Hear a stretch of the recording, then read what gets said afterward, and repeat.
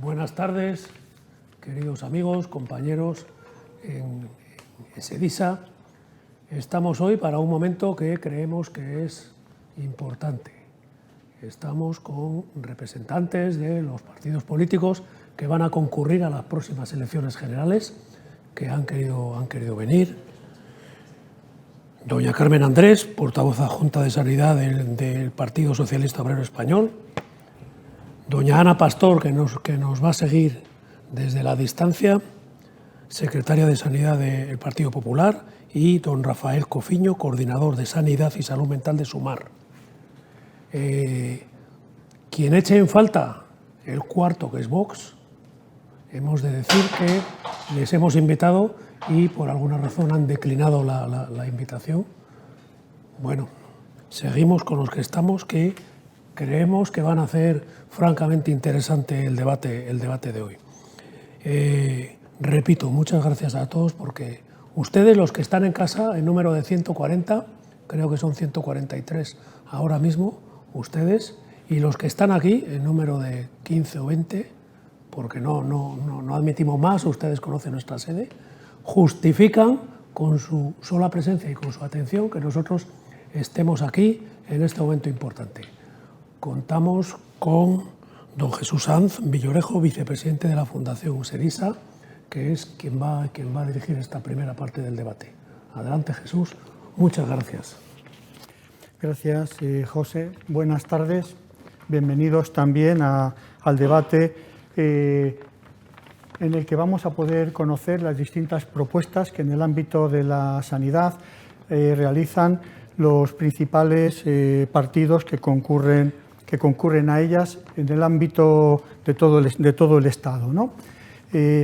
Los participantes ya han sido presentados. La metodología que vamos a desarrollar son hay dos bloques. El primero será moderado por mí y el segundo será moderado por José Soto, presidente de SEDISA. Nos repartiremos las preguntas y al final sí que habrá un tiempo para el debate en el que las personas que estáis en la sala podéis hacer directamente las preguntas, y los que nos estáis siguiendo por streaming podréis, a través de la plataforma, realizar las preguntas correspondientes, que nosotros las iremos transmitiendo a los distintos representantes en función de cómo las planteéis, o si son genéricas, pues se las dirigiremos a los tres, y lo que es el interés común de conocer el posicionamiento de todo el mundo. No sé si en este momento está conectada ya doña Ana Pastor. Bien, vamos a empezar, y cuando se incorpore le daremos hace un momento estaba, o sea que algún problema técnico nos está impidiendo el que la tengamos aquí. Vamos a comenzar y en el momento que se incorpore, pues le trasladamos la pregunta. Dentro del primer bloque vamos a abordar distintos aspectos, ¿no? Sí que les pediría que, bueno, vamos a ir a respuestas cortas que nos permitan, pues después ir profundizando, porque lo que nos gustaría es que en el primer bloque y en el segundo pues podamos dar un repaso general a todos los aspectos que a los directivos y que también a todos los asociados de esta asociación pues nos interesan, y que entendemos que también son comunes al resto de la sociedad, ¿no? El primer punto sobre el que queríamos abordar es conocer un poco cuál es su posicionamiento en el abordaje de un aspecto que está de tremenda actualidad, pero ya tiene un recorrido, que siempre sale cuando se habla de la sostenibilidad, y siempre hemos coincidido que nuestro sistema sanitario está muy enfocado, ¿no?, al tema del paciente agudo, ¿no?, pero la cronicidad es una realidad cada vez. Bueno, buenas tardes, doña Ana Pastor. Muchísimas gracias por acompañarnos. Nada, y bueno, hemos hecho la presentación y vamos a empezar directamente con lo que son las preguntas de los bloques. Estamos en el primer bloque y la primera pregunta se va a centrar en un aspecto como es el de la cronicidad. Yo voy a ir repartiendo las preguntas con un orden predeterminado, ¿no? Y para hablar de la cronicidad, en primer lugar voy a dar la palabra a doña Carmen Andrés, que como antes se ha presentado es portavoz adjunta de Sanidad del PSOE. Muchas gracias. Primero, muchas gracias por la invitación. Buenas tardes, Ana, que no te tenemos aquí, pero siempre es un placer.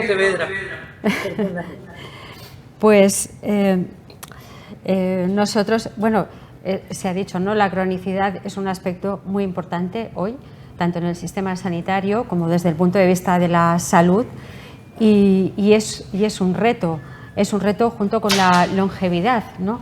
Es una combinación que nos obliga a revisar pues, cómo cuidamos de nuestra salud, especialmente desde el punto de vista de la prevención, y cómo organizamos nuestro servicio, en este caso nosotros, Servicio Nacional de Salud, que es por el que apostamos, público, cómo organizamos nuestro servicio para que pueda atender de una forma correcta la cronicidad dentro de un sistema complejo que hemos de conseguir que sea eficiente y sostenible, y sobre todo pues de atención, ¿no? Nosotros pensamos que estamos muy de acuerdo con los resultados del informe que ha evaluado la estrategia de abordaje de la cronicidad. Es este informe de 2019 en el que recalcaba algunos aspectos a tener en cuenta para mejorar y para abordar este tratamiento de la cronicidad entre nuestra población. La primera, la promoción de la salud, los hábitos saludables, las condiciones de vida preventivas, garantizar esa continuidad asistencial, ahí empezamos con la complejidad, ¿no? Acceder a diagnósticos, acceso a diagnósticos precoces para tener cuanto antes posible ese diagnóstico, a ser posible desde la atención primaria, una segunda complejidad importante, ¿no?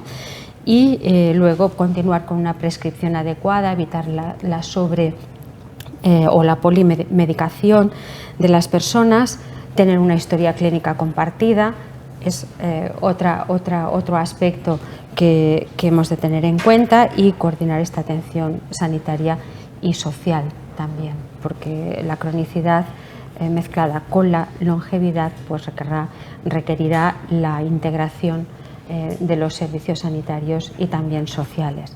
Así que son muchos aspectos, todos ellos además garantizando la equidad en el acceso tanto al diagnóstico como al tratamiento, y con la participación del paciente y, por supuesto, con la visión de los profesionales, que es imprescindible para el abordaje de cualquier situación o de cualquier patología. Y como después hablaremos, hablaremos seguramente de la atención primaria y de esta continuidad asistencial y de la modernización y de la innovación, pues tendremos ocasión de hablar un poquito más. Muchísimas gracias. Efectivamente, ha dejado sobre la mesa una serie de temas que vamos a ir abordando a lo largo de este debate, ¿no? Pues doña Ana Pastor, secretaria de Sanidad del PP, pues tiene la palabra. Pues muchas gracias a SEDISA y a todos los directivos de nuestro sistema sanitario, que la verdad que llevan, junto con los sanitarios, llevan unos años pues bastante duros y complicados. Yo creo que efectivamente habéis tratado o vais a tratar este primer tema, que creo que es muy importante, porque efectivamente tenemos un buen sistema sanitario, tenemos excelentes profesionales, pero tenemos un problema, que el sistema sanitario está concebido para atender a patología aguda, y nuestros pacientes, afortunadamente en muchos casos, lo que tienen es patologías pluripatología, como decía Carmen, patologías que le van a acompañar a lo largo de su vida. Como es verdad, llegamos a mayores, pero todos los indicadores dicen que perdemos muchas condiciones de buena salud, y por lo tanto hay que reenfocar el conjunto del sistema sanitario a la atención de esta pluripatología, de estos pacientes que no tenemos que organizar el sistema sanitario de tal modo que un paciente, cuando llega a un centro sanitario, pueda en ese mismo día o en 2 días poder salir no digo con un diagnóstico, pero sí con todas las pruebas diagnósticas precisas para instaurar un tratamiento y que el paciente tenga perfectamente claro y tenga un seguimiento de su patología y sobre todo sepa quién es su interlocutor. Y para eso es fundamental la coordinación entre la atención primaria y la atención especializada. Bueno, también es un especialista la atención primaria, pero entre la primaria y el segundo nivel asistencial. Y por lo tanto esa coordinación, compartiendo información. Yo siempre digo que los médicos de atención primaria, los profesionales de atención primaria, que tendrían que estar cuando menos en el hospital más cercano un día a la semana en las sesiones clínicas y donde se abordara también a sus pacientes, a los pacientes o que tienen ingresados o que han sido dados de alta. Cuando habláis de cronicidad, habláis del del seguimiento longitudinal del paciente y en paciente pluripatológico. El médico de familia, la atención primaria, está preparada y la debemos de apoyar porque es quien sigue. El pediatra, el médico y el enfermero y todo el equipo siguen al paciente desde que nace hasta que, terminemos nuestra vida, ¿no? Pero para eso requieren más medios, luego hablaremos de la atención primaria, pero requieren sobre todo reforzar esa colaboración desde la historia clínica compartida a más acceso a pruebas diagnósticas. Pero la continuidad asistencial y que el paciente es uno, es único y que tiene una atención longitudinal a lo largo de toda su vida es clave para el abordaje de la cronicidad. Gracias. Gracias, don Rafael Cofiño, coordinador de Sanidad y Salud Mental de SUMAR. Buenas tardes, gracias a SEDISA, lo primero de todo por la invitación, es un placer estar aquí, gracias a todas las personas que habéis venido y a las que nos seguís online, ¿no?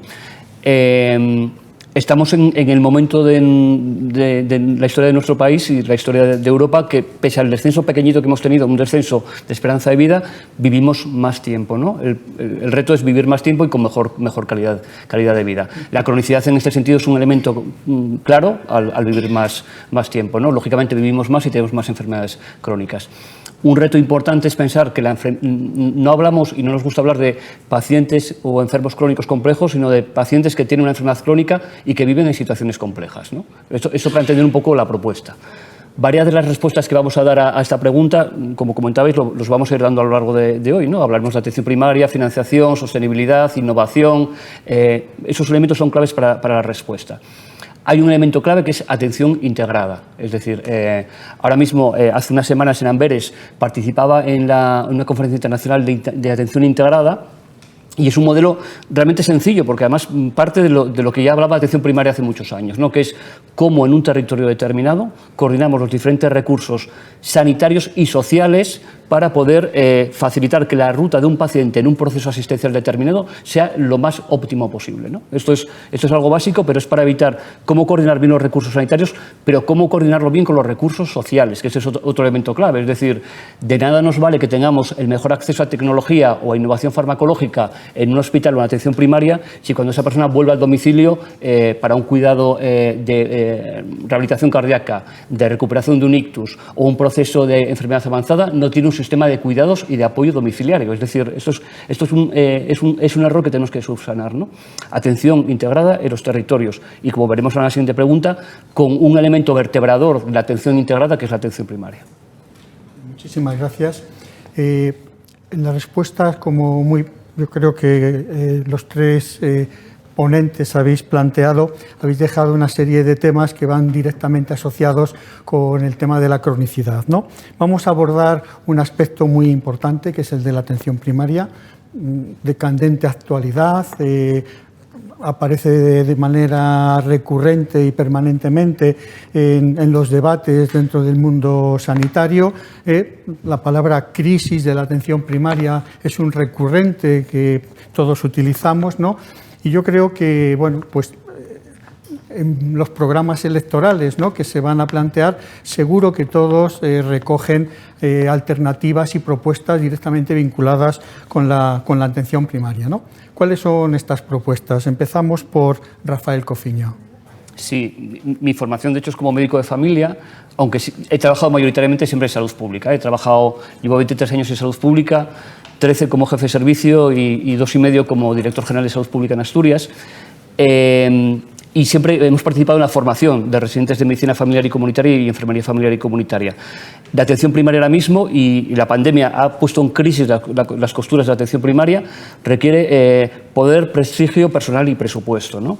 Y no es menor el poder y el prestigio. Es decir, en nuestro sistema tenemos un sistema todavía muy centrado en innovaciones tecnológicas, a veces centradas en el hospital, siendo fundamental el trabajo de un hospital, y el trabajo de atención primaria a veces ha pasado un poco desapercibido en ese poder y ese prestigio, ¿no? La atención cerca de las personas donde viven, entender el contexto donde surgen las enfermedades, hacer un seguimiento continuo en la vida de esas personas, conocer no solamente al paciente que tienes enfrente, sino las sillas de los pacientes y de sus familias que tienen alrededor. Ese es un elemento clave y irrenunciable, ¿no?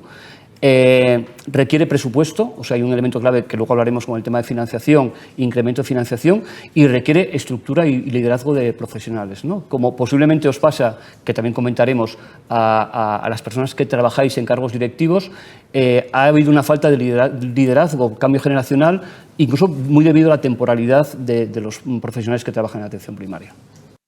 Muchas gracias. Doña Carmen Andrés. Pues efectivamente, bueno, yo creo que aquí vamos a coincidir todos en el diagnóstico, ¿no?, de que es necesario intervenir de manera urgente en la atención primaria y así se ha planteado durante esta legislatura y así se ha planteado por parte del Gobierno durante estos años, ¿no?, que ha intentado y ha hecho y ha elaborado, ¿no? De hecho, el Plan de Acción de Atención Primaria 2022-23, con una idea de la mejora integral de la atención primaria desde los servicios de salud de las comunidades autónomas, con una partida presupuestaria muy importante que ha bajado y que se ha aprobado y que se ha puesto en manos de las comunidades autónomas para que hagan proyectos de mejora integral, 172 millones de euros. Este plan de acción de atención primaria se enmarca en algo que es más grande, que es un nuevo enfoque de la atención primaria muy adecuado a la realidad que tenemos en estos momentos, que es la cronicidad, la longevidad, pero también el impacto, ¿no?, de la era digital en el ámbito de la salud, la digitalización de los servicios de salud, su modernización y la innovación biomédica y la tecnología. Todo esto impacta, además, obviamente, de los recursos humanos y de tener una plantilla dimensionada a las necesidades de la población, pero también teniendo en cuenta todas estas variables que vienen a la salud y que vienen a quedarse, que es la modernización, la tecnología, la digitalización, la innovación biomédica y que se ha de tener en cuenta. Este marco estratégico, que se ha elaborado en colaboración con sociedades médicas, asociaciones de profesionales y de pacientes, pues pone el foco en varias estrategias. Una de ellas, pues, reformar la política presupuestaria y de recursos humanos, ¿no?, adaptándola a esta nueva realidad y necesidad, mejorar la calidad de atención y la coordinación con el resto de ámbitos asistenciales, en la línea que apuntaba Ana, ¿no?, reforzar la orientación comunitaria, que es muy importante. Es muy importante, hablamos siempre de atención primaria, pero es atención primaria y comunitaria, la promoción de la salud, la prevención, como decíamos antes, el uso de las tecnologías y todo lo que tiene que ver con la formación e investigación, que no tiene por qué la atención primaria quedarse al margen, sino todo lo contrario, hay que incorporarla para estos diagnósticos precoces. Por lo tanto, estrategia, plan de acción de atención primaria. Dentro de la estrategia de salud digital también hay un importante paquete, ¿no?, que es el plan de digitalización de la atención primaria, con 230 millones de euros, también precisamente sobre todo para ir a parar a una historia única, compartida, mejorar la atención personalizada, digitalizar los servicios, ayudas que necesita nuestra atención primaria para atender las necesidades de hoy. Muchas gracias. Doña Ana Pastor, es su turno. Gracias. Bueno, en primer lugar, nosotros entendemos, lo han dicho los compañeros, que hay que poner en marcha un plan de choque, a mi juicio, de atención primaria, para dar solución al problema de déficit que tenemos de especialistas en este nivel asistencial. Y hay que tomar medidas a corto plazo, medidas a medio y luego medidas que tienen que ver con algunos de los temas que habéis comentado. Yo creo que primero tenemos que hacer una oferta específica de médicos de atención primaria de 1000 plazas, que son las que hemos valorado, que son necesarias porque sabéis que tenemos un problema, que se van a jubilar muchísimos compañeros médicos de familia en estos próximos años. También necesitamos más enfermería, pero necesitamos una convocatoria extraordinaria. En segundo lugar, tenemos que hacer más atractivas las plazas de medicina de familia y de pediatría. Tenemos que mejorar la formación continuada y creo que es muy importante que los profesionales de atención primaria que forman a los residentes tengan un reconocimiento por hacerlo, tengan un reconocimiento no solo en materia curricular, sino también una retribución por esa formación continuada. Creo que hay que hacer, con respecto a la jubilación, creo que los profesionales tienen derecho a continuar, si quieren, trabajando, el que quiera continuar, con una jubilación flexible y el que quiera parcial hasta los 70, 72 años. Y también tenemos que sacar de una vez por todas, porque ha salido la convocatoria de plazas MIR, es reconocer de una vez por todas la especialidad de medicina de urgencias y poder sacar ya en la convocatoria MIR, sacar plazas de medicina de urgencia. Yo creo que hay que revisar también los criterios de las unidades docentes, que es muy importante, y una cosa importante, ¿no?, que la decía el compañero asturiano, ¿no?, de la continuidad asistencial y de los recursos. Él hablaba de prestigio, efectivamente, prestigiar nuestra atención primaria, que es una de las mejores del mundo, prestigiar porque es quien conoce más al paciente, que tiene un papel, la atención primaria tiene un papel. Tú que has trabajado también, como yo, en salud pública, toda la parte preventiva, toda la parte de screening, toda la parte de educación sanitaria, todo lo que tiene que ver con el consumo, por ejemplo, de tabaco, poner en marcha planes y actuaciones, todo eso el médico de familia y el equipo de atención primaria, todos los profesionales, tienen un papel relevantísimo. Y también el compañero asturiano ha hablado del tema del sociosanitario, de la coordinación. Por lo tanto, ese también es otro elemento clave. Y el centro de salud, el médico de atención primaria, los que creemos en que el médico de familia no es, como dicen algunos, la puerta de entrada. No, es el core de nuestro sistema sanitario. Y por lo tanto, más medios, creo que hay que valorar el trabajo que hacen las plazas de difícil cobertura. Ya se están haciendo muchas cosas, pero tenemos que pensar que tenemos, sobre todo en la España más, no me gusta nada lo de la España vaciada, me gusta decir población que vive de forma dispersa, como vivimos en Asturias o en Galicia. Tenemos que tener incentivos para esas personas, tanto ahí como en otros lugares que puede haber problemas de difícil cobertura. Por lo tanto, hay una tarea inmensa por delante y creo que, como ha dicho el compañero, el prestigio y la capacidad de, más que poder, bueno, está bien también, yo lo llamaría más capacidad de decisión, porque tengan acceso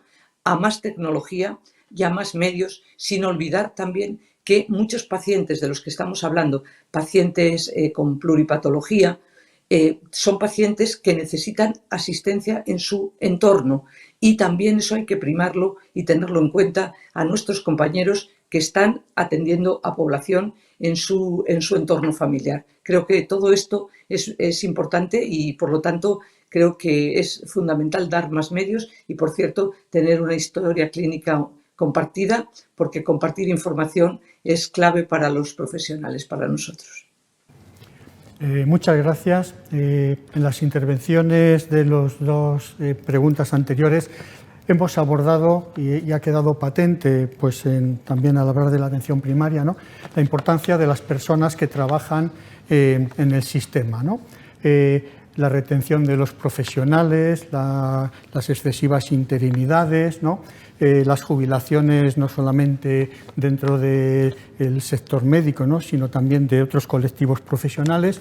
Por lo tanto, vamos a abordar las propuestas que desde los distintos partidos políticos se realizan en función a las políticas de gestión de las personas que trabajan en el sistema, aunque algunas ya han sido avanzadas de una manera pormenorizada.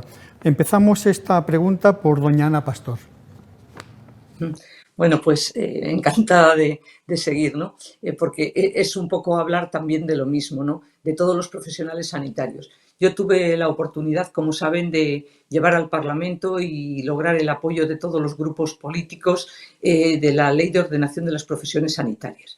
Y creo que hay que desarrollar esa ley, hay que actualizarla porque tiene 20 años, pero creo que contenía, sobre todo porque ahí trabajó todo el mundo, trabajaron profesionales, trabajaron sociedades científicas, trabajaron todos los grupos políticos del primero al último y entre todos hicimos una ley que creo que fue referente en España y fuera de España. ¿Qué es lo que creo que hay que hacer en este momento? Primero, un plan nacional de recursos humanos, teniendo muy claro cuáles son las necesidades que tiene el sistema sanitario en este momento en nuestro país.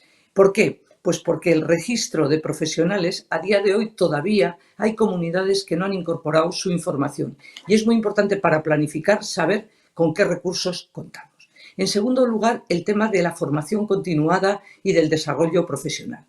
Y de la tercera o cuarta pata es implicar a los profesionales en la actividad investigadora y en la actividad docente, pero retribuyéndoles y sobre todo que tengan tiempo para hacerlo, porque muchos de nuestros compañeros tienen que investigar en su tiempo libre, que no me parece, eso no pasa en ninguna profesión y por lo tanto tanto enfermería como médicos, como farmacéuticos, como tecnólogos, todos tienen que trabajar en equipo.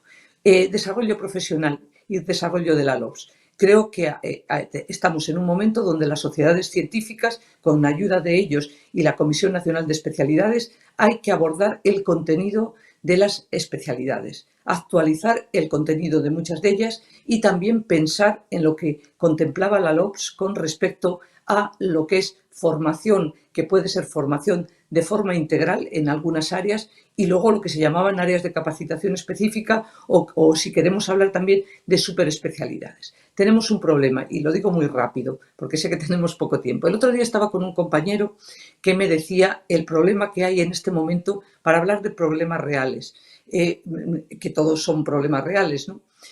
Tenemos compañeros que sale una plaza de pediatría y ellos vienen de estar en un centro sanitario haciendo neonatos y la plaza que sale en un hospital es de pediatría con carácter general y la plaza que va a ocupar es de un compañero que lo que estaba haciendo es alergia pediátrica. Bueno, este es el ejemplo de que la medicina y la enfermería se han superespecializado y tenemos que adaptar las leyes justamente a ello. Después, el tema de la carrera profesional. Cuando se diseñó la carrera profesional se pensó en otra cosa muy distinta. Es que además de lo que se llama la carrera administrativa, es decir, lo que tenemos ahora, adjunto, jefe de sección o jefe de servicio, de lo que hablábamos entonces es del desarrollo profesional, de tener en cuenta lo que un profesional, médico, enfermero, cualquier profesional sanitario va desarrollando a lo largo de toda su vida y que un senior es un señor o una señora, una médica, un médico o un enfermero que ha hecho a lo largo de su vida profesional muchas cosas y muy bien hechas. Y eso es lo que hay que tener en cuenta. Y, por supuesto, deberíamos de avanzar a que haya, desde luego, pasarelas reales entre las comunidades autónomas. Por tanto, registro de profesionales sanitarios, un plan integral de recursos humanos, más plazas de médicos de familia, que eso de familia y comunitaria, sacar de forma urgente la especialidad de urgencias y luego hay otras que tenemos que trabajar y valorar con los compañeros de las sociedades científicas y de las comisiones nacionales de especialidades. Y todo ello creo que se puede hacer, que lo debemos hacer, pero que es muy importante la planificación y sobre todo el que nuestros compañeros en muchas ocasiones se encuentran pues agobiados, agotados y que piensan que no les estamos atendiendo como deberíamos atenderle. Y luego la gestión a nivel de los gestores de los centros es muy compleja porque en muchos casos están muy encorsetados, como le decía, pues con la plaza de pediatría que me recordaba un compañero. Muchísimas gracias. Don Rafael Cofiño. Sí. El recursos humanos es la joya del sistema sanitario, ¿no? El elemento clave que hace que el engranaje del Sistema Nacional de Salud, si tenemos una joya en el Sistema Nacional, no solamente en el español, ¿no? sino en todos los sistemas nacionales de salud, la joya son los profesionales. En algunos casos incluso lo que hemos visto es que el tema ya no se trata de creación más o menos de plazas MIR, sino estabilización de las plazas MIR que se han creado, porque en muchos casos se nos han ido profesionales, ¿no? Esto es un elemento clave también. Otro elemento clave también es, antes hablabais, ¿no?, para los planes de choque. Si hay un plan de choque necesario ahora mismo es el tema de recursos humanos, ¿no?, para esa estabilización de personal, trabajos estables y disminuir la precariedad como un elemento clave. Condiciones de trabajo supone revisar todo el sistema de guardias ahora mismo, o sea, los sistemas de guardias de 24 horas es un riesgo para los profesionales y es un riesgo para la población en ese sistema de atención. Condiciones laborales también pensar en todos los grupos de los profesionales, ¿no? Es decir, ya que estamos en una sociedad de directivos, si, por ejemplo, la experiencia que creo que hemos tenido de gestión en Asturias de la pandemia ha funcionado bien y ha habido unos resultados de estar entre las mejores regiones del mundo en, por ejemplo, coberturas de vacunación, es porque todos los grupos han funcionado de forma perfecta, ¿no? Desde los directores de área, desde las gerencias sanitarias, desde los encargados del desplazamiento de mover vacunas, puntos de vacunación o primaria, hospital. Es decir, el sistema es un engranaje de todos los profesionales, ¿no? Esto es un tema también fundamental para tener en cuenta. Y otro elemento clave también relacionado con el tema de algunas categorías de especialidades, por ejemplo, volviendo a atención primaria, es clave el papel de enfermería familiar y comunitaria en la atención primaria del siglo XXI. Hay que reconocer la categoría y hay que reconocer la valoración de la especialidad en las ofertas públicas de empleo, ¿no? O sea, no podemos, esto es importante porque es el motor de esa mirada comunitaria que tiene que tener la atención primaria, ¿no? Primaria no solamente es una labor clínica, sino un trabajo mirando a la comunidad, incluso trabajando con los municipios y con agentes comunitarios. Y en ese sentido, un elemento clave es la formación. O sea, cuando hablamos de buenas condiciones laborales, no solamente a veces es un tema económico, que en muchos casos lo tiene que ser también, sino es un tema también de compensación, formación y motivación a nuestros profesionales. Muchas gracias. Doña Carmen Andrés. Pues efectivamente, la gestión de los recursos humanos yo creo que es de las cuestiones más difíciles que tienen los directivos hoy de la sanidad, ¿no? Porque todos sabemos, yo también un poco desde la experiencia profesional pasada, ¿no? Todos sabemos la dificultad de encontrar un profesional cuando se necesita y lo tienes que encontrar y no hay otra manera de encontrarlo. Nosotros estamos en la línea de trabajar en todas estas cuestiones que se han planteado, la estabilización, o sea, mejorando primero las condiciones de trabajo y intentando buscar maneras de ampliar también, pues, o hacer un efecto llamada que tenga una repercusión positiva en el sistema, ¿no? Mejorando las condiciones, pues, primer punto, la estabilización. Se han estabilizado 67.000 puestos de trabajo, no es suficiente, hay que continuar, pero sí que da un ejemplo de la línea, ¿no?, que estamos de trabajo que estamos defendiendo y en la que vamos a continuar, en la estabilización de la plantilla. Nuevas especialidades, también se ha creado la nueva especialidad de psiquiatría infantil, la especialidad de medicina forense, pero hay que avanzar en estas otras especialidades. Está ahí ahora mismo el Gobierno, veremos si puede sacar el decreto de creación de urgencias y emergencias y habrá que continuar en esa especialización, ¿no? Formación especializada y continuada.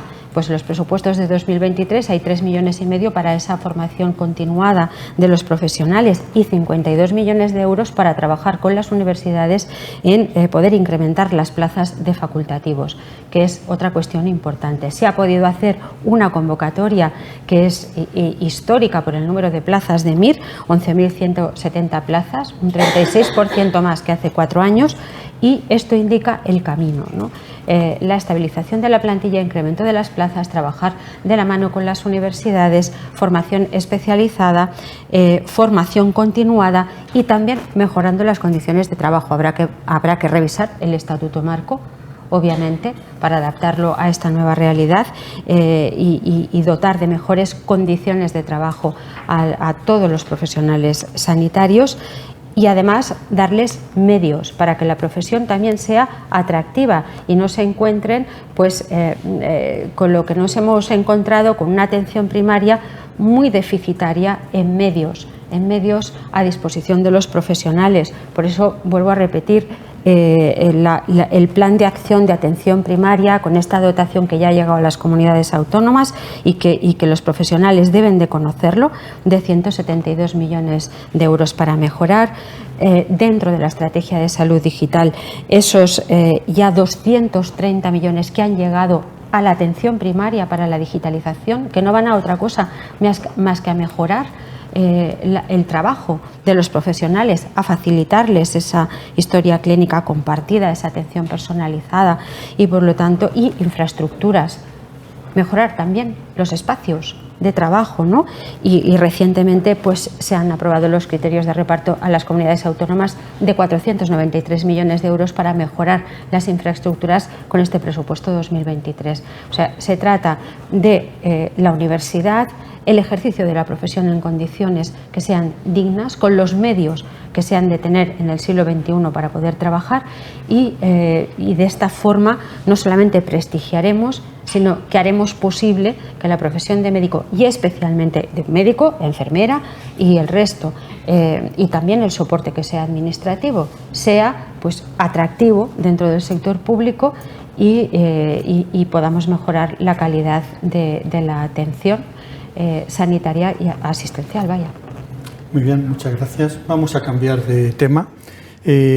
Algo que también tiene una repercusión transversal y que ha aparecido, yo creo que en todas las respuestas que han ido aportando. La digitalización, ¿no? Se ha hablado de la historia informatizada, pero la digitalización no solamente es la historia informatizada, ¿no? Vamos a empezar por doña Carmen Andrés. Pues sí, el Gobierno, bueno, ha sido una de las conclusiones del plan de la Comisión, la Comisión de Reconstrucción. Una de las conclusiones fue optar y apostar por la salud digital. Y forma parte de uno de los ejes del plan de transformación y recuperación y resiliencia.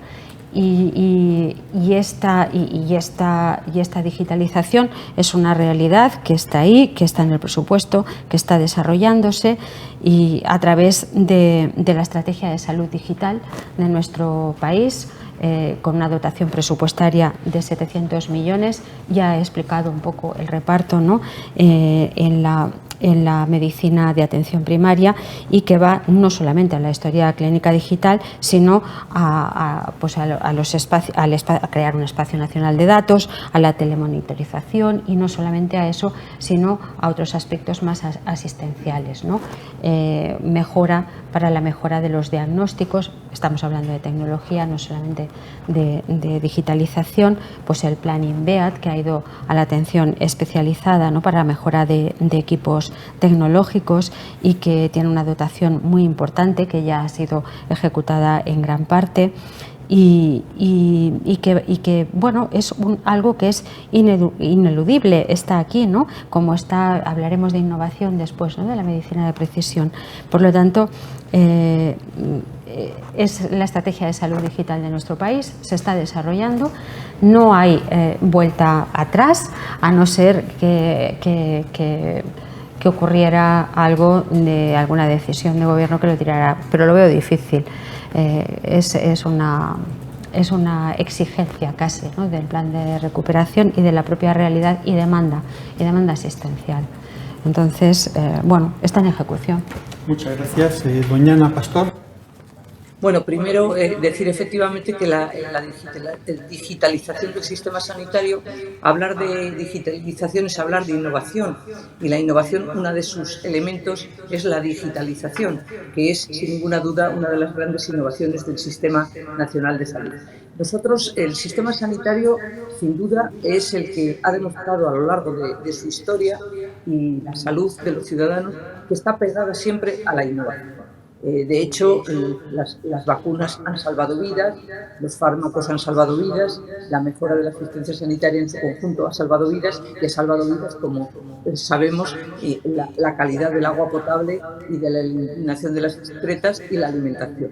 Bien, el futuro del sistema sanitario, la sostenibilidad del sistema sanitario va a ir unida indefectiblemente a incorporar la innovación y la digitalización en nuestro sistema sanitario. ¿Por qué? Porque va a ahorrar costes, va a hacer al sistema más eficiente, va a generar, los profesionales van a estar más satisfechos y los pacientes también. Pero para hablar de realidades, hay que decir que en este momento seguimos teniendo dificultades, lo que es la base de ese sistema de digitalización, donde deberíamos de colaborar entre todos y todos ser capaces de entendernos los 17 sistemas autonómicos de salud, que tengamos un modelo integrado. Cuando hablamos de historia clínica común y compartida, es para compartir información clínica, porque no solo es para beneficiar, que es muy importante beneficiar a los pacientes que no tienen que, cuando cambian de comunidad autónoma o incluso a veces dentro de la propia comunidad, no tener la capacidad dentro de nuestro gran sistema sanitario público, tener acceso a la información clínica del paciente siempre con autorización del paciente. Por lo tanto, para avanzar, además de poner recursos, lo que hay que tener es voluntad de entendimiento y voluntad de que todo el mundo comparte información. Y por eso apostamos por un gran lago de datos, efectivamente. ¿Y por qué? Nosotros queremos crear una agencia donde estén sentadas las comunidades autónomas, una agencia que vele sobre todo por fijar estándares, indicadores y avanzar en la calidad asistencial de nuestro sistema sanitario. Y para eso se necesita información compartida. Tenemos los sistemas de Big Data, de blockchain, de inteligencia artificial, que nos están enseñando tanto y que muchos compañeros ya están haciendo trabajos impresionantes donde se dan cuenta de cómo mejorar, por ejemplo, la práctica clínica para hacer que tus resultados en salud sean mejores. Por lo tanto, hablar de digitalización es hablar de recursos, es hablar de formar también a los profesionales, es tener en cuenta en esa digitalización que el paciente, decía un compañero nuestro, dice, ojo con todos los sistemas muy novedosos de teleasistencia, de digitalización, a ver si nos olvidamos que detrás de nuestra pantalla de ordenador está un paciente que es único, que quiere una atención personalizada. Por lo tanto, impulsar una transformación digital del Sistema Nacional de Salud, tomando como eje la historia clínica digital. Hay que desarrollar una estrategia digital que llegue a todos los profesionales. Hay profesionales que tienen un iPad, hay otros que no tienen nada. Tiene que llegar a todos y tiene que servir para transformar nuestro sistema sanitario. Como le digo, a través de, hablaremos luego de la medicina personalizada y de precisión, pero yo lo considero la digitalización como un elemento más, luego hablaremos de otros, de lo que es las innovaciones, la innovación con resultados en salud, que va a ser lo que nos permita tener un buen sistema sanitario público y sostenible en el tiempo. Pero siempre que estemos dispuestos, que estén dispuestas todo el mundo a compartir esa información que a día de hoy todavía no es posible. Muchas gracias. Don Rafael Cofiño. Sí. Quizás una reflexión igual primero para este bloque y para el de innovación que venga luego, que también es el tema de, sobre todo, parece algo de sentido común, pero incluso más allá de cualquier programa que pueda tener un partido político, ¿no? Pero sobre todo el tema de pensar para qué queremos las cosas. O sea, y esto con digitalización y con innovación, que hay mucho dinero detrás, el tema es que a veces nos llegan las cosas muy marcadas y hemos tenido experiencias muy desafortunadas de grandes fondos europeos para hacer cosas que han quedado en nada, ¿no? Entonces, primero, y esto es un tema clave para la gente que trabaja en el ámbito de salud, ¿no? Es primero saber para qué queremos hacer las cosas, qué tenemos en la cabeza y cómo lo queremos hacer, ¿no? Y que luego las herramientas que vengan, sean herramientas tecnológicas de salud digital, sean fármacos o sean innovaciones de diagnóstico o sociales, que vayan aplicadas al pensar, ¿no?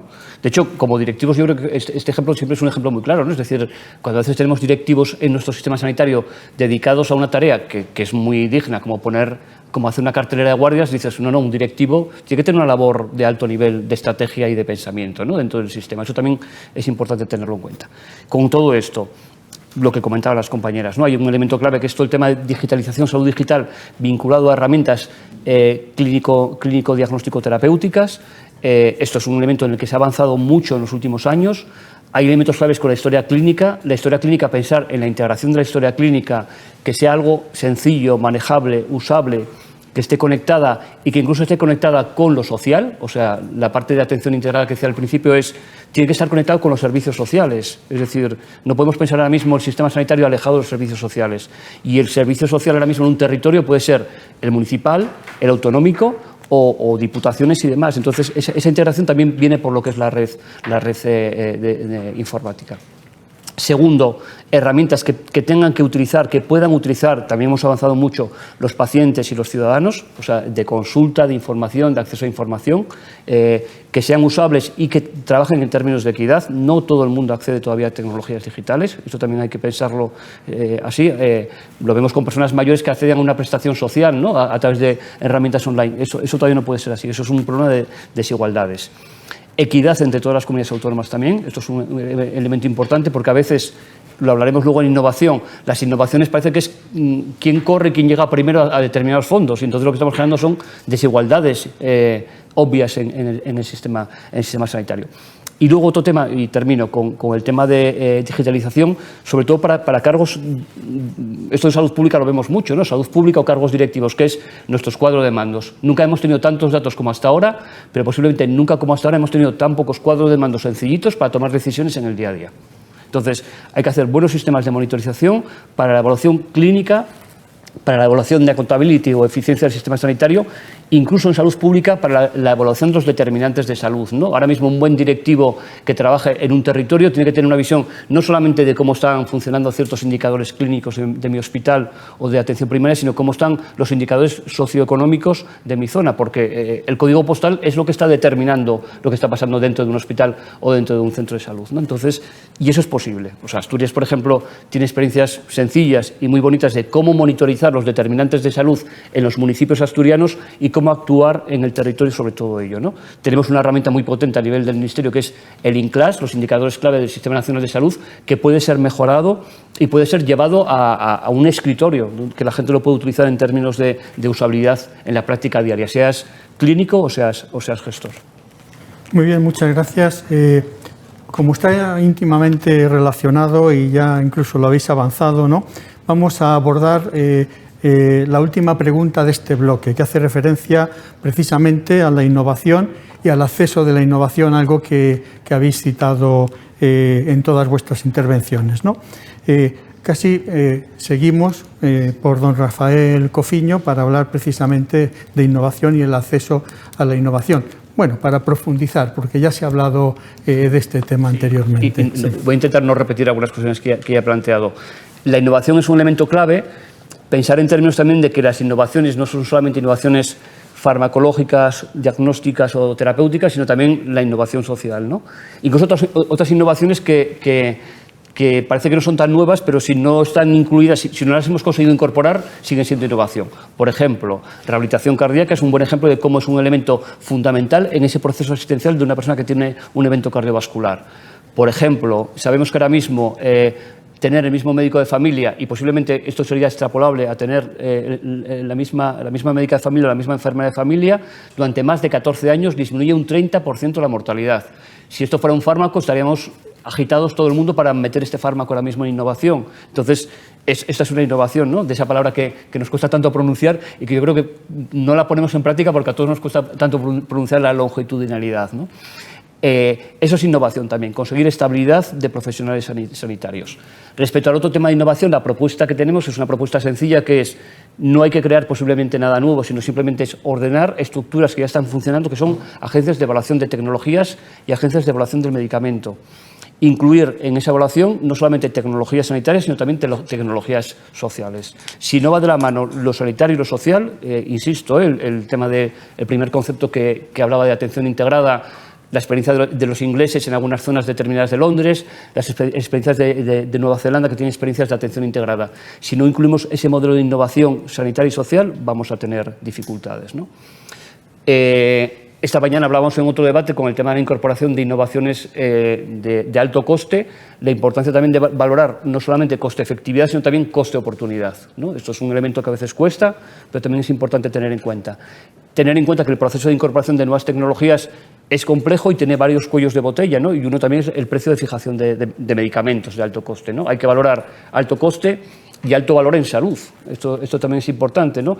Hay que tener procesos de transparencia clara en lo que son procesos de fijación de precio, transparencia en las comisiones que haya y transparencia a la ciudadanía para tomar decisiones. Y evaluación de la incorporación, ¿no?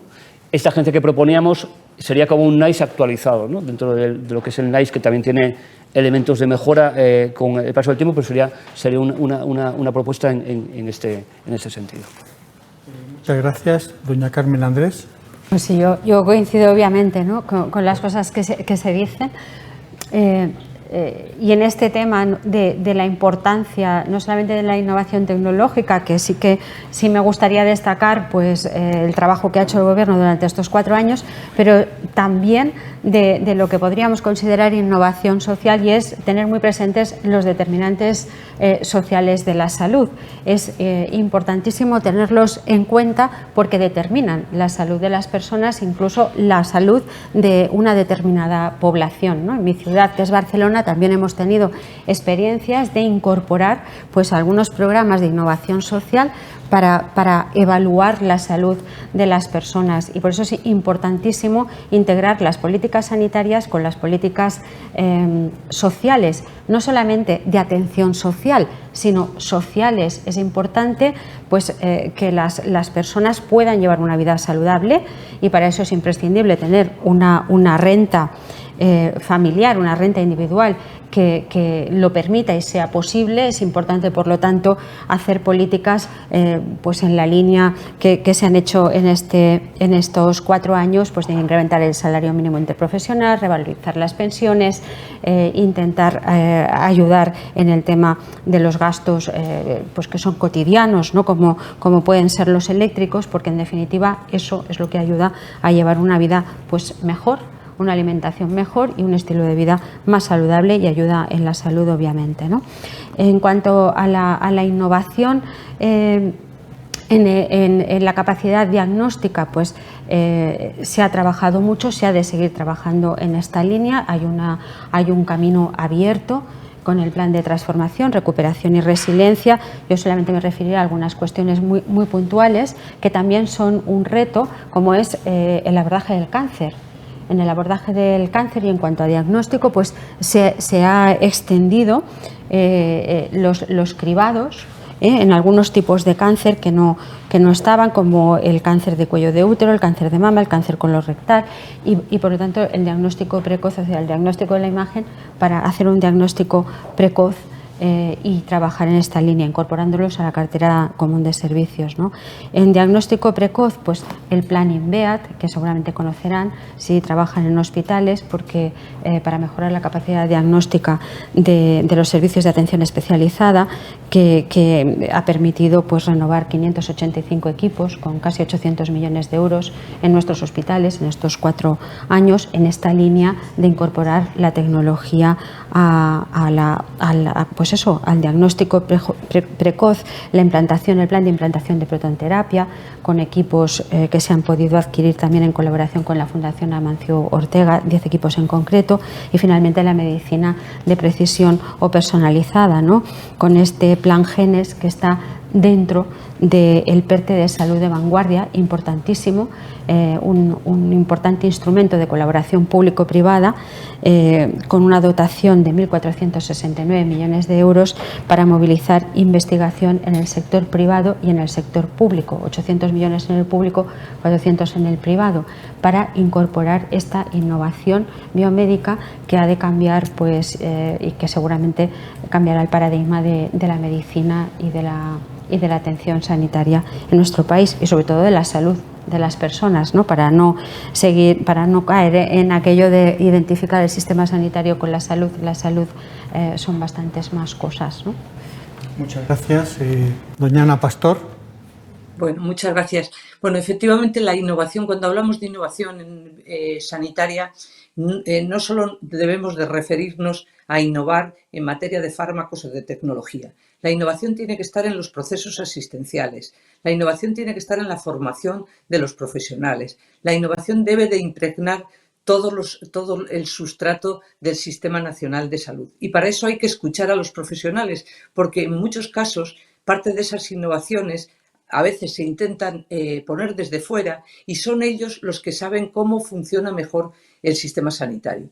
Hubo un grupo, un centro de salud de Castilla-La Mancha, que en pandemia se organizaron su propio trabajo sin encorsetamiento y dieron los mejores resultados porque la capacidad que tienen los profesionales de innovar es altísima porque conocen los procedimientos y los procesos. Yo siempre pongo a los alumnos cuando les explico lo que para mí es la innovación es incorporar valor a lo que estás haciendo y para eso es muy necesario tener todos los profesionales y saber que cada médico, cada enfermero, cada profesional sanitario está todos los días observando procesos y por lo tanto cuando hablemos de innovación no solamente tenemos que hablar de innovación tecnológica y farmacológica, sino también de esta innovación de los procesos asistenciales. Yo siempre le cuento a los más jóvenes que la hospitalización a domicilio, que no existía, o la cirugía mayor ambulatoria, fueron grandes innovaciones del sistema sanitario, también las vacunas, pero esto también.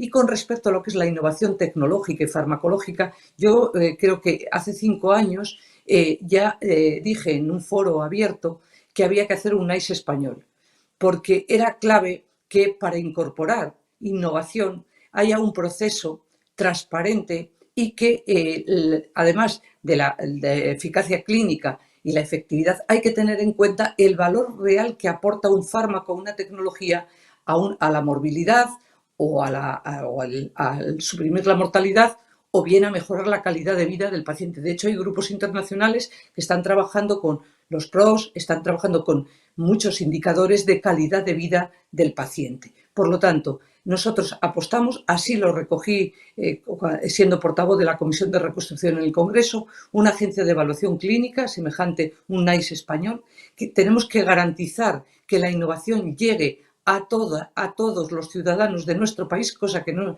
está ocurriendo en este momento, y por lo tanto que tenemos que hacer, eso sí, cogobernado con las comunidades autónomas, pero tenemos que garantizar el acceso a la innovación a todos. Luego, que no podemos tener las listas de espera que tenemos en el acceso a la innovación. El proceso de autorización de un fármaco vía la EMA o vía nuestra agencia o por reconocimiento mutuo, eso funciona muy bien, a mi juicio, y quiero felicitarlos a todos. ¿Qué es lo que ya no funciona adecuadamente? Es el sistema mediante el cual se fijan los precios de los fármacos y se hace una evaluación econométrica y una evaluación real del valor que tiene ese fármaco, esa tecnología para el paciente. Creo que hay que reformar el Profarma porque es de la década de los 80 y creo que hay que incentivar. España, por ejemplo, en ensayos clínicos somos uno de los mejores del mundo, pero nosotros tenemos también que fijar talento en nuestro país y hay que poner incentivos. Hay que reafirmar la farmacia comunitaria, que no lo estamos haciendo y creo que es clave y fundamental. Hay que impulsar la creación de una reserva estratégica de fármacos y de productos sanitarios para evitar que tengamos problemas en el futuro y hay que abordar también, a mi juicio, nuevos modelos que aporten soluciones concretas a los retos de adquisición de tecnología sanitaria.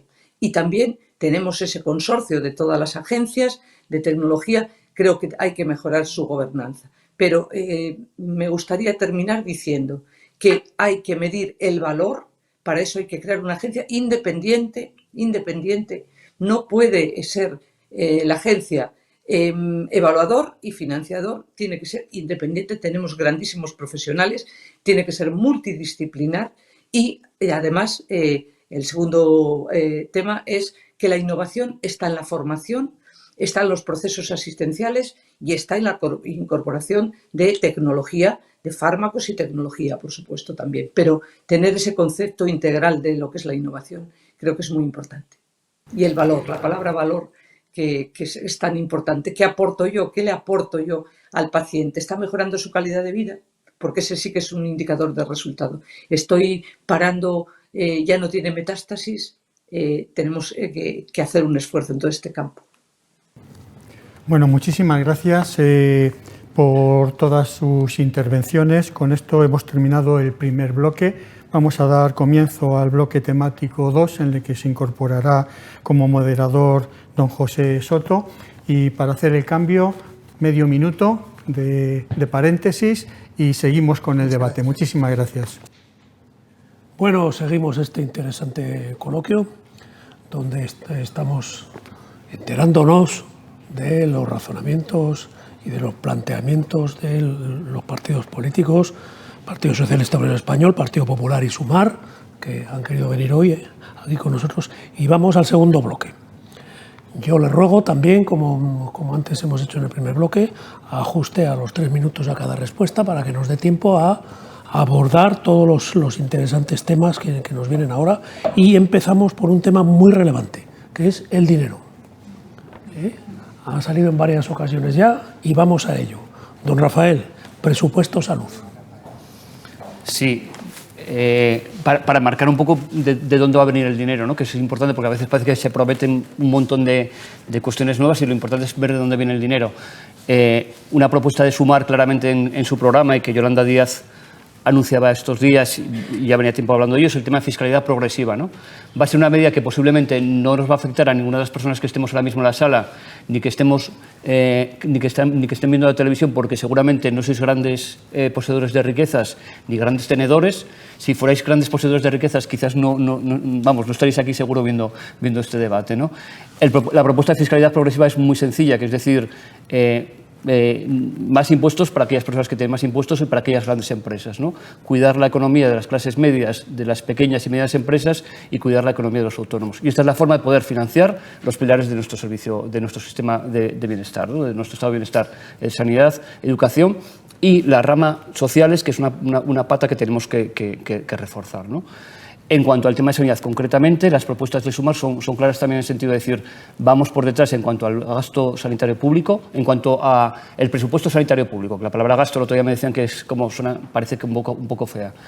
Es necesario incrementar, y la propuesta es por lo menos medio punto de presupuesto PIB hasta llegar a alcanzar la media de los 10 países europeos que más gasto sanitario público tienen en PIB.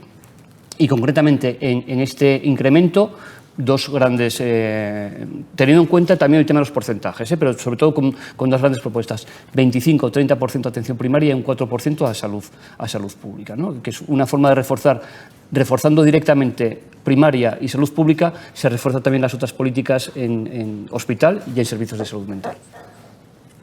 Doña Carmen.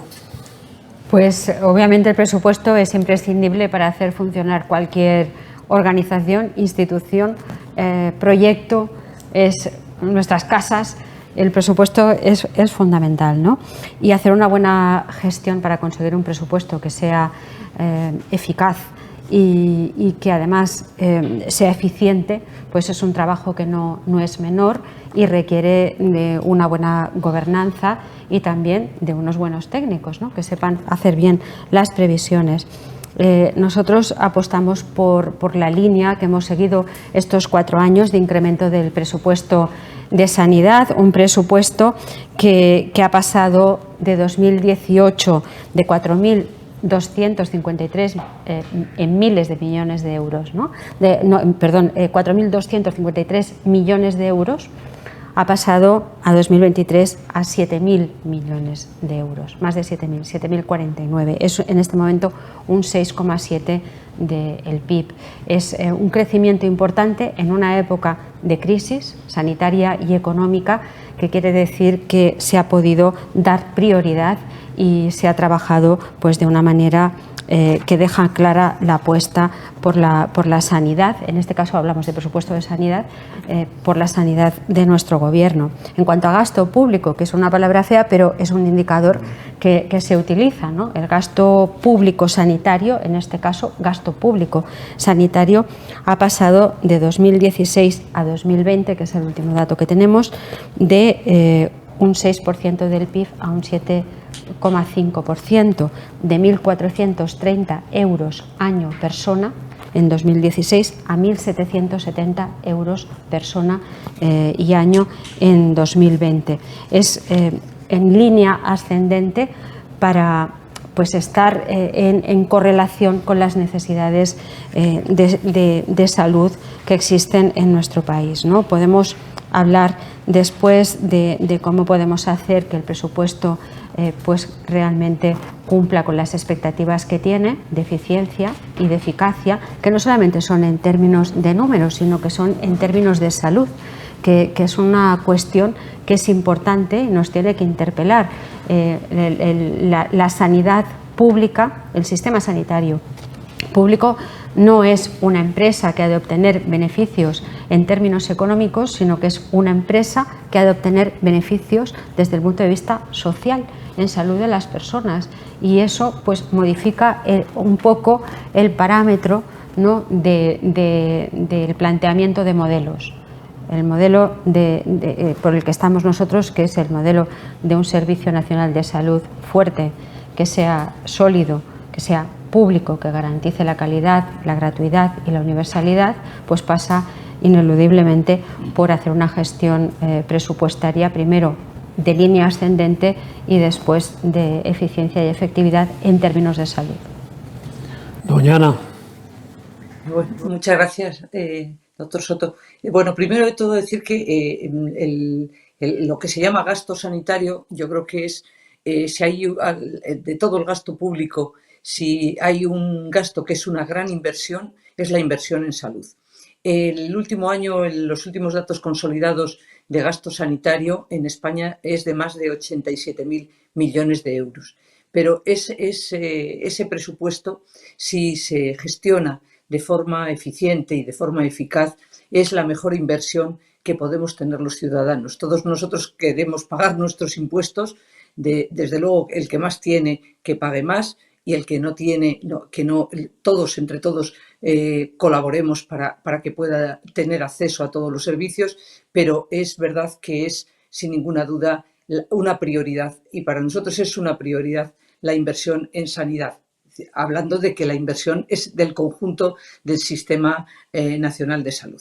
Dicho eso, decir que creo, y es muy importante tener en cuenta que dentro de lo que sean los recursos destinados al sistema sanitario, había un compromiso de revisar el sistema de financiación, no se ha llevado a cabo. Creo que es necesario revisar el sistema de financiación de las comunidades autónomas y hay que hacer un esfuerzo, desde luego, por destinar el mayor número de recursos posibles al sistema sanitario. Y dicho eso, yo también abogo por reforzar el presupuesto tanto en atención primaria como en salud pública, especialmente en prevención.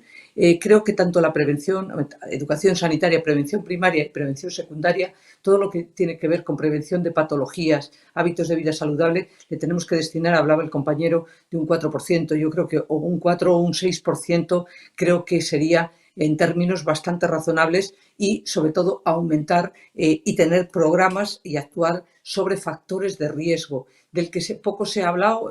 Nosotros somos sanitarios y por tanto hablamos de lo que nos apasiona, ¿no? Pero desde luego hay que hablar de programas de consumo de tabaco, de lucha contra el consumo de tabaco o de obesidad, etcétera, y de todo aquello, toda la patología de osteoporosis, toda la patología osteoarticular, es clave en las políticas de prevención, y por tanto creo que es muy importante, como también hay que invertir, hay que hacer un esfuerzo en tecnología, sobre todo en digitalización, como estábamos hablando, pero hay que tener en cuenta sobre todo que estamos tratando con los 4 pilares del estado del bienestar: la sanidad, la educación, las pensiones, la dependencia, sin ninguna duda, y la política de vivienda, que para mí también es elemento clave de la sociedad del bienestar.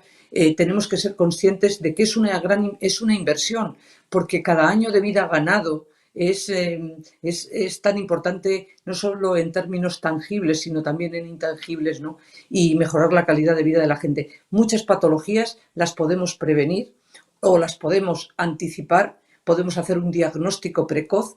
Prevenir siempre es mucho más eficaz que luego tratar una patología, y por lo tanto creo que hay que hacer una reorientación de los recursos de nuestro presupuesto. Muy bien. Prevenir, precoz, paciente, profesionalidad, participación, muchas P's, todo, ¿verdad? Ahora nos toca dos P's muy importantes, que las he mencionado ahora. Participación de los pacientes en el sistema. ¿Cómo lo ve, doña Ana? Bueno, pues creo que muy importante. Carmen también podrá comentar. Nosotros, una parte muy importante de nuestra vida parlamentaria de estos 5 años es precisamente hablar con los pacientes y con sus organizaciones. Y a eso le hemos dedicado, le seguimos dedicando pues muchas horas y afortunadamente los tenemos a ellos que aquello que no nos hemos dado cuenta siempre nos dicen dónde están los problemas. Es decir, si tú quieres saber cómo funciona un centro sanitario, no hace falta más que hables con los pacientes que van a ese centro sanitario, que te van a decir de forma inmediata qué es lo que está pasando. Creo que es fundamental. En la ley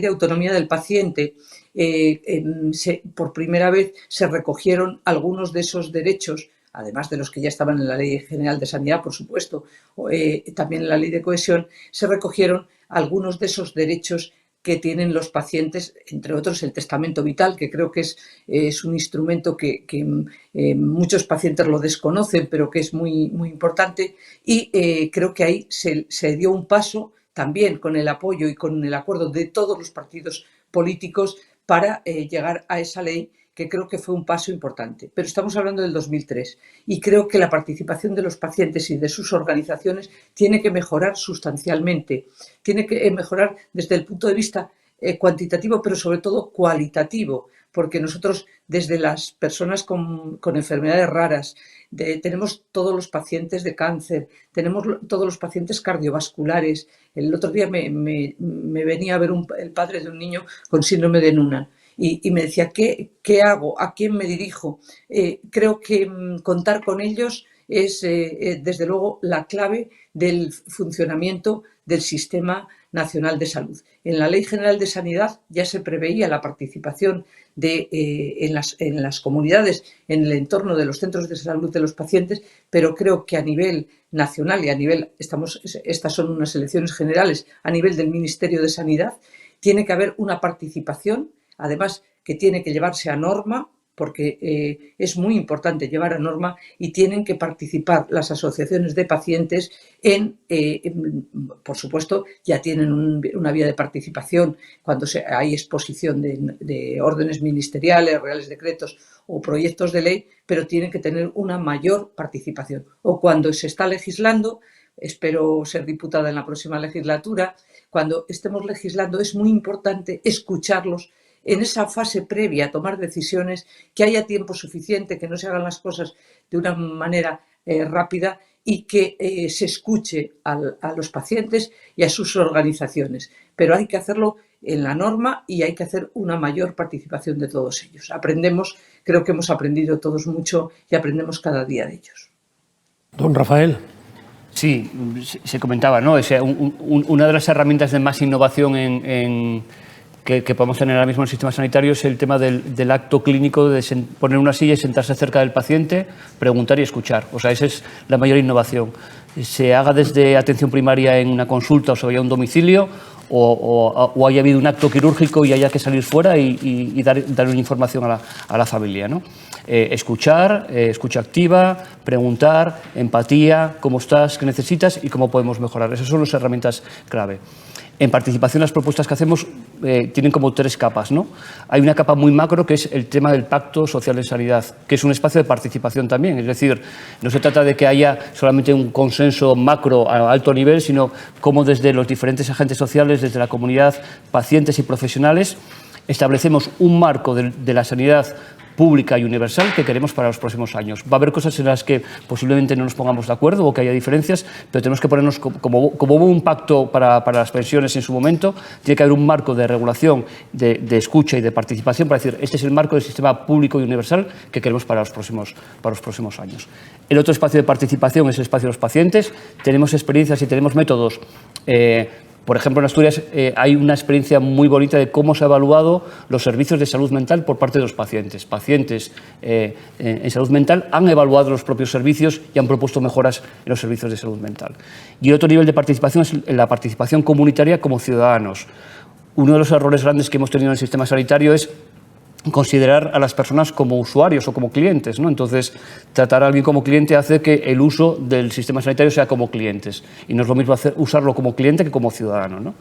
hay experiencias de participación fuera del ámbito sanitario, pero en salud, ¿no? Cuando trabajamos con municipios, con desarrollo comunitario, con asociaciones que no solamente están vinculadas al servicio sanitario como asociaciones de pacientes, sino como ciudadanos, ¿no? Hay método también, hay experiencias, y eso es muy importante porque fortalece esa idea, ¿no?, que hemos comentado hoy a lo largo de la tarde del servicio de salud. Es algo más que los sanitarios, sino también es salud, ¿no? El municipio y otras comunidades, otros agentes que trabajan en mejorar la salud de la población. Doña Carmen. Pues también, obviamente, ha de haber este pacto más que político-social, ¿no?, por la sanidad pública, y en este pacto social pues han de formar parte ineludiblemente no solamente las fuerzas políticas, sino también los profesionales y los pacientes. Los pacientes tienen cada día mayor conocimiento de su enfermedad, la viven de una forma distinta. Vamos hacia una medicina muy personalizada en cuanto al diagnóstico y al tratamiento, y por lo tanto será imprescindible la participación de estos pacientes para obtener conocimiento sobre esta nueva vía que nos abre la medicina personalizada. Y además es un principio de la buena gobernanza, la participación democrática en las organizaciones, y es ineludible que participe el paciente, porque efectivamente no es solamente un usuario, sino que es un agente, es activo de la sanidad y en favor de la salud, la suya en primera instancia y la de todos, ¿no?, desde esa responsabilidad que hemos visto que existe, y esa solidaridad que hemos visto que se ha practicado en la pandemia, cuando hemos visto que la ciudadanía con máxima responsabilidad pues ha respetado todas y cada una de las pautas que iban marcando las autoridades sanitarias en ese ejercicio que nos ha indicado que la madurez en cuanto a la gestión y el conocimiento de lo que supone la preservación de la salud está presente en todos nosotros, ¿no?, en todos los miembros de nuestra sociedad.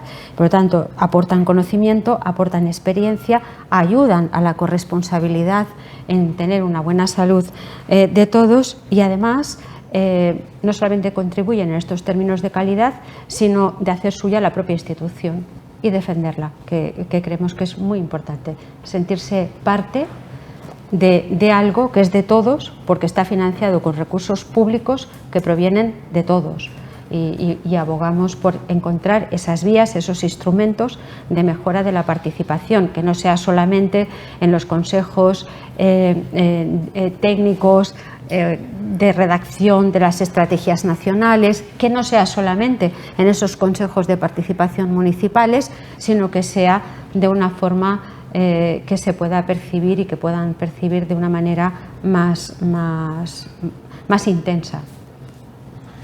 Muchas gracias. A usted le toca, doña Carmen, empezar ahora un tema francamente recurrente, que hablamos mucho, alarmista en ocasiones, optimista y pesimista a la vez: el medio ambiente y la economía circular. Adelante. Bueno, yo del medio ambiente y la economía circular tengo que confesar que de la economía circular conozco lo que puede conocer el común, ¿no?, de la ciudadanía, quizá un poco más por la experiencia, ¿no? Pero sí que aprovecharé el turno para decir que ya estamos en un momento, en nuestro siglo, en que no podemos desligar la salud de la persona de la salud medioambiental ni de la salud animal, ¿no? Hemos tenido un ejemplo clarísimo en esta pandemia y que nos ha puesto de manifiesto lo que ya los científicos saben, y que es que hemos de procurar por esta salud integral, ¿no?, esta visión One Health de la salud, en la que hemos de preservar el máximo posible pues también el entorno y quienes están en el entorno con nosotros, ¿no? Y por lo tanto, para nosotros la salud medioambiental es fundamental, forma parte de la salud humana, y no la entendemos de otra manera. Por eso las políticas sanitarias en el presupuesto no se circunscriben, o las partidas dedicadas a la salud no se circunscriben en el presupuesto solamente al presupuesto de sanidad, sino que hay otras partidas en otros ministerios que no son el de Sanidad, que son el de Agricultura, el de Medio Ambiente, el de Transportes, y que velan precisamente en favor de esa salud. Claro que hemos de procurar por una economía circular, ¿no? Porque hemos hablado de eficiencia y hemos hablado de que contra menos residuo generemos, mejor salud tendremos, ¿no? Es importante la contaminación de los suelos. Hemos hecho una ley en esta legislatura sobre contaminación de los suelos. Hemos de hablar de la contaminación de las aguas, de la calidad del aire, y en todo esto repercute pues esta nueva economía, y no la podemos descuidar, ni en el discurso ni en las leyes que hemos trabajado en esta legislatura para hacerlo, y podamos hacerlo en la siguiente, como decía Ana, pues estando allí haciendo trabajo de los diputados y diputadas que también construimos, y construimos desde el consenso, no solamente es lo que se ve en las sesiones de control del Gobierno. Hacemos mucho trabajo en favor de todas estas cuestiones y nos ponemos de acuerdo. Doña Ana. Bueno, pues yo creo que, a ver, el sentido común lo que nos dice es que, y el sector salud con carácter general, no podemos estar al margen, desde luego, de la economía circular y del impacto medioambiental que tienen todas las actividades del ser humano, y por lo tanto tenemos que cumplir los objetivos de la Agenda 2030, tenemos que ser respetuosos con el medio ambiente y tenemos que utilizar bien los recursos, y sobre todo trabajar efectivamente para ese modelo de economía circular del que tanto llevamos trabajando, y desde luego que tiene que empezar a dar sus frutos. Y desde luego todo el sector sanitario, que genera una gran actividad asistencial, pero actividad que genera también residuos, y que genera también, y que puede generar o debería de generar ese modelo de economía circular. Hay que tenerlo en cuenta en todos los planes estratégicos que hagamos en los centros sanitarios o en las propias comunidades autónomas, o desde el propio autoridad sanitaria, desde el propio ministerio. Decía Carmen, y decía bien, el tema de lo que esto ahora decimos One Health, que suena más bonito en inglés, pero es el concepto que hemos tenido siempre desde salud pública, de que la salud es una. Y efectivamente, por eso es tan importante. El otro día estuvimos en un encuentro con los veterinarios, con nuestros compañeros veterinarios. Es tan importante el tener en cuenta todos los elementos que tienen que ver con la salud de los ciudadanos, y entre otros también preservar nuestro medio ambiente, tener un medio ambiente que sea habitable, y sobre todo que no genere problemas de salud. Esa es otra de las partes, es decir, la economía circular nos afecta al sector salud de forma muy importante, afecta a los hospitales, tiene que estar contemplada dentro de sus planes estratégicos, y dentro de todos los planes estratégicos el concepto One Health y el concepto de salud medioambiental, en el que hemos trabajado a lo largo de los años. Creo que todas las personas que han tenido responsabilidad en el Gobierno, creo que nos afecta a todos, y tenemos que trabajar y seguir trabajando en esa salud medioambiental, y sobre todo en prevenir patologías que están asociadas con esos riesgos para la salud. Pero si la pregunta iba dirigida a la economía circular, decir desde luego que el sector de la salud tiene que hacer frente a las oportunidades de la circularidad. Para mí es un elemento clave y esencial. Don Rafael. Sí. Así, una cosa más general, dentro de las propuestas hay un plan de gobierno de salud que integre también visiones de One Health y de otro término que es más viejuno para los de salud pública, que es el tema de salud en todas las políticas, ¿no? Que sí, tiene además, encaja perfectamente con el tema de Agenda 2030, es decir, es un poco el mismo, son marcos incluso que se solapan bastante y que quizás tenemos que optar por uno clave, ¿no? en este sentido, es decir, cómo todas las políticas tienen un impacto en salud. El tema de medio ambiente es un tema fundamental ahora mismo. Yo creo que además, incluso aunque no tengamos todavía un pacto social o un pacto político en sanidad, tendremos que ponernos de acuerdo para decir qué líneas rojas no vamos a pasar y no vamos a evitar, y tenemos que evitar a toda costa discursos negacionistas con el medio ambiente, discursos negacionistas con las políticas de prevención o las vacunas, o discursos con discursos de odio, ¿no? Es decir, eso es algo que es una línea roja que tenemos que empezar a plantearnos para no hablar en abstracto de algunas cuestiones. El sistema sanitario ahora mismo, si fuera un país, sería de los países más contaminantes en cuanto a la generación de residuos sanitarios. Hay que pensar también todo el tema de lo que es trabajar, o sea, tenemos buenas prácticas, hay buenas prácticas ya en nuestro país de cómo poder trabajar dentro del sistema sanitario para hacer una transición ecológica, de la misma forma que en transición industrial hemos cambiado el término para hablar de transición ecológica en grandes industrias y ya hay políticas, ya hay regulación, el sistema sanitario tenemos que avanzar en ello. Y de la misma forma que en parte industrial ha habido una generación incluso de empleo relacionada con todo el tema de transición ecológica, también puede ser una oportunidad para el sistema sanitario. Es decir, qué equipos, qué departamentos vamos a integrar en nuestros servicios de salud que puedan trabajar y pensar en esta transición ecológica, ¿no? En cuestiones relacionadas con lo que es el tema de desmedicalización, práctica clínica diaria. Hay un marco de actuación importante en este sentido, ¿no? Transición supone siempre también pensar que cuando algo se interrumpe bruscamente no es transición, pero también supone que tenemos que acelerar un poco las políticas, tenemos que acelerar las políticas en este sentido, porque, y en nuestra salud pública, ¿no? Las personas de salud pública, yo creo que lo tenemos claro, tenemos el marco de visión muy ampliado y sabemos que hay una emergencia fuerte a nivel mundial con lo que está pasando, ¿no? En un estudio que presentábamos el año pasado sobre el tema de análisis de futuras pandemias, veíamos la total integración que hay ahora mismo de aspectos de One Health, aspectos con crisis demográficas, migración climática y cómo todo eso puede impactar en lo que estamos hablando. Bien, yo en mi papel de moderador yo les voy a plantear un cambio de aquí al final, que es que como doña Ana tiene que irse, ¿verdad? Entonces, dejarle a doña Ana que antes de que se vaya... Hasta menos 20... No, hasta menos cuarto podré estar. Vale. Bien, Continúa. entonces yo iba a proponer dejarle a doña Ana que nos cuente su punto de vista de da los tiempo, dos. yo ya os digo. Sí. Seguimos. Sí.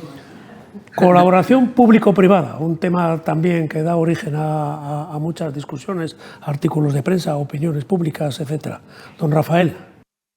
Bien, algo importante también como reflexión general, ¿no? Que yo creo que también es pensar, eso lo vimos mucho en la pandemia, ¿no? A veces el tema del centrismo que hay hacia ciertas comunidades autónomas, que parece que lo que pasa en ciertas comunidades autónomas es lo que pasa en toda España, ¿no? Parte de lo que posiblemente el 24 de julio, a partir del 24 de julio, si mi participación aquí es como coordinador del grupo de sanidad, pero ahora mismo estoy encabezando la lista de Sumar en Asturias, ¿no? Y parte de mi compromiso también como futuro diputado en Asturias, un objetivo es que se mire hacia otras comunidades y que se mire a Asturias, ¿no? Es decir, Asturias tiene muy buenas prácticas y en esto también tiene una buena práctica, es decir, no lo que está pasando en algunas comunidades como Madrid es lo que está pasando afortunadamente en toda España. 4 ámbitos, ¿no? De quién financia, quién tiene la propiedad, quién gestiona y quién tiene el control, ¿no? En este debate de lo público y lo privado. Lo que sí que es irrenunciable es que el control esté externalizado, es decir, no podemos externalizar la gestión y que quien controle la externalización también sea una externalización, porque entonces lo que quiere decir es que estamos sin cabeza, ¿no? en cuanto a esto. La apuesta que se hace desde Sumar es por la gestión pública directa, asumiendo que en aquellos casos en los que no puede haber una transición y tiene que haber conciertos, los conciertos tengan un máximo control, y por eso me refería a experiencias que ya hay funcionando en otros sitios, ¿no? Los conciertos tengan un máximo control en el sentido de decir que no haya un ánimo de lucro en esos conciertos y que los pliegos, los conciertos sean totalmente transparentes y sean totalmente revisables, ¿no? Pero insistiendo en esa importancia de la gestión pública directa. Doña Carmen. Pues la gestión, estamos hablando no solamente de gestión, ¿no? Estamos hablando en general. Nuestra apuesta, ya lo hemos dicho muchas veces, es un sistema sanitario que sea fuerte, que sea sólido, que sea universal, que sea gratuito, que sea público, ¿no?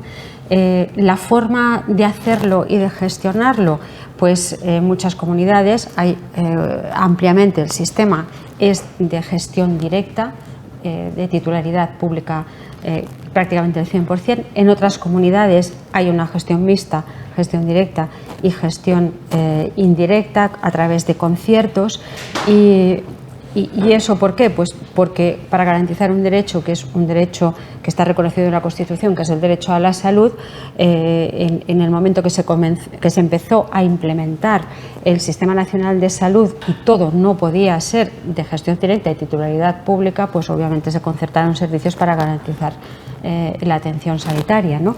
Pero ha de quedar, pues eso, en casos pues en que realmente sea imposible tener esa sanidad de titularidad pública, y puede ser de manera complementaria, colaborativa, para garantizar algo que para nosotros es fundamental, que es la universalidad de la sanidad. De la misma forma que es fundamental eliminar copagos farmacéuticos, ¿no? Por lo tanto, la colaboración público-privada, estamos en ello siempre y cuando no venga a sustituir la responsabilidad y la competencia que tienen las instituciones sanitarias públicas, que son las que tienen la encomienda de garantizar la atención sanitaria universal, equitativa, en un sistema cohesionado. Eso solamente se puede garantizar pues, desde un sistema nacional de salud fuerte, ¿no? Colaboración público-privada en investigación para la mejora de los tratamientos y de los diagnósticos. Sí, el propio PERTE de Salud de Vanguardia ya contempla esta colaboración en innovación, en investigación y en tecnología, ¿no? De hecho, esos 1.500 casi millones de euros, con esa proporción de 800 movilizados por parte del Estado y el resto pues movilizados, y 400, porque hay más cosas en el PERTE, y 400 movilizados por el sector privado de investigación. Pues ha de ser un trabajo conjunto también de corresponsabilidad de la propia sociedad, ¿no? En investigación, si hablamos de fármacos, pues la propia estrategia farmacéutica, que están los trabajos iniciados y que va alineada con la estrategia farmacéutica de la industria farmacéutica europea, también van en esa línea, ¿no? De contribución público y privada. Ahora, no puede haber una sustitución, desde nuestro punto de vista, de la responsabilidad de las instituciones públicas sanitarias en el Estado y en las comunidades autónomas, porque hemos de garantizar algo que es obligatorio, digamos, garantizar, que es el acceso equitativo al sistema de salud, y no se puede descompensar con algunas fórmulas de gestión que pudieran pues realmente no incidir en la efectividad del derecho a la protección de la salud. Doña Ana.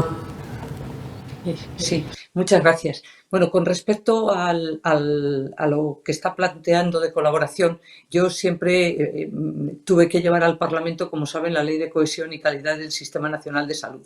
Y con respecto al sector privado, se mantenía vivo, y así lo hice, los artículos 89 y siguientes de la Ley General de Sanidad, donde dice con toda claridad, y es el modelo que yo siempre he defendido, yo defiendo un sistema sanitario público, universal, que llegue a todos, que sea de calidad, que tenga la misma cartera de servicios, que se está incumpliendo en muchos casos, la misma cartera de servicios para todo, y que todos los ciudadanos tengan el acceso. Pongo el ejemplo de las vacunas. No es de recibo que en unas comunidades autónomas se esté poniendo, por ejemplo, vacuna a niños y niñas de una edad, y en otras comunidades solo a niños. Bueno, no me parece de recibo, y por lo tanto la defensa del sistema sanitario público universal, que llegue a todos los ciudadanos y que lo haga de forma cohesionada, con una cartera de servicios para todos y además con calidad. Esas son las reglas básicas de nuestro ordenamiento jurídico. Y con respecto al sector privado, la colaboración, que recoge ya la propia Ley General de Sanidad y que regula claramente cómo las administraciones han de regirse, o cómo se rigen en esa colaboración cuando entiendan que puede ser necesario para la asistencia sanitaria de los ciudadanos. Y por lo tanto, como le digo, cuando llevé la ley al Parlamento no se modificaron esos artículos, porque entendemos que está bien definido lo que es la colaboración entre el sector público y el sector privado. De cualquier modo, hay que dar las gracias también al sector, a la sanidad privada en nuestro país por el papel tan importante, y a todos los profesionales que trabajan en la sanidad privada por el papel que han tenido tan importante, especialmente en la COVID y también en la atención sanitaria. Muy bien, llegamos al último punto, esto de ¿qué hay de lo nuestro? O sea, que para la profesionalización de los directivos de la salud y la gestión sanitaria nacimos como sociedad SEDISA y nos preocupa y nos sigue motivando el trabajo. ¿Qué les parece? ¿Cómo está este tema o qué piensan ustedes? Doña Ana. Bueno, pues primero de todo les escuché, aunque en la distancia, el último congreso que ustedes tuvieron, donde han analizado pues, la sanidad en su conjunto, pero también la profesionalización de todos los directivos del sistema sanitario. Yo, como he sido cocinera, como sabe también, sé que es importantísimo que quien dirija todas las instituciones sanitarias tenga una muy buena formación. Creo que es clave, porque es al final dirigir cómo se organizan los servicios, cómo se organiza la asistencia sanitaria, y están, se me parecen ustedes en una parte a los alcaldes, ¿no? A esa política a la que yo venero, ¿no? Que son esos políticos que están pegados a la obra, ¿no? Por los gerentes de atención primaria, los gerentes de área, los gerentes integrales, los modelos distintos que tenemos en las comunidades, los gerentes hospitalarios y todos sus equipos tienen que ser grandísimos profesionales, que se formen, y yo por eso a la gente joven que le gusta la gestión lo que le digo es tenéis que formaros, tenéis que formaros en cómo dirigir, no solamente tener conocimientos sanitarios, que también que es importantísimo el conocer. Tal vez los que somos sanitarios y a los 18 años ya estábamos de alumnas internas allí en un hospital, pues lo hemos vivido desde dentro, ¿no? Pero es muy importante que los profesionales tengan formación para la gestión, y especialmente en materia de uso eficiente de los recursos, pero de recursos humanos. Y para ello yo creo que hay que darle más competencias, hay que descentralizar parte de las competencias que tienen los servicios centrales o las gerencias de área en los gestores directos de los centros sanitarios. Esa es mi opinión, le diré, muy meditada. He visto a lo largo de los años que hay que hacer un esfuerzo en formación. Ustedes desde SEDISA sé que hacen un esfuerzo también por formar a profesionales. Yo participo en algunos encuentros con profesionales que se están formando para el futuro, y luego que lo más importante es contar con los clínicos, que ayuden y que formen parte de los equipos, clínicos, enfermería, distintos profesionales sanitarios, pero lo que creo es en la formación, que al frente de los centros sanitarios hay que dar más competencias a los gestores. Son ellos los que están pegados a la gestión, a la microgestión, que tienen a su cargo instituciones donde trabajan miles de personas en muchos casos, y que tienen que tener más autonomía, a mi juicio. Pero sobre todo formarse, que no es, lo digo por experiencia propia, a lo largo de toda tu vida, y si puedes empezar lo antes posible, mejor. Don Rafael. Sí, yo creo que esta pregunta es muy interesante como para dejar un poco la puerta abierta al comienzo de una buena relación a partir de ahora en todo esto, porque es verdad que sería muy pretencioso llegar aquí dando soluciones a algo que está explorado y que sabemos por la práctica profesional, pero yo creo que hay que hacer algo que antes decíamos, ¿no? Que es los pacientes, y la participación de los pacientes es fundamental, pero también es fundamental la participación de los profesionales, ¿no? Entonces, generar a partir de ahora un espacio también de escucha activa y ver, porque seguro que en vuestra cabeza tenéis claramente propuestas claras sobre todo esto, ¿no? Eso como primer punto. Como segundo punto, cuando veía la pregunta del guión, a mí se me ocurría el estudio este noruego que antes citaba, ¿no? De un médico de familia, a partir de estar 14 años el mismo médico de familia, disminuye un 30% la mortalidad. Y la pregunta es si habría un estudio parecido con los directivos. Si un directivo trabajando en la misma área, en el mismo equipo, más de 14 años, disminuye la mortalidad de la población. Estoy seguro que sí. O sea, estoy seguro que tiene un impacto fundamental por conocimiento, por experiencia, por liderazgo, por redes en el área, seguro que sí. De hecho, en mi experiencia en Asturias, los gestores que llevan tiempo son elementos claves en mejorar también la salud de la población, ¿no?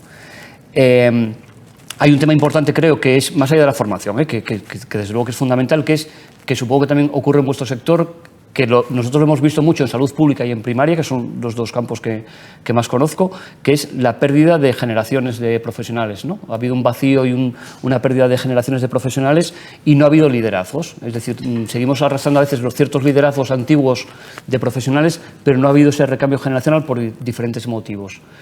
Es un campo muy difícil a la hora de trabajar en él. Yo creo que hay un desacoplamiento, ¿no?, entre lo que es los equipos directivos y el resto de la organización.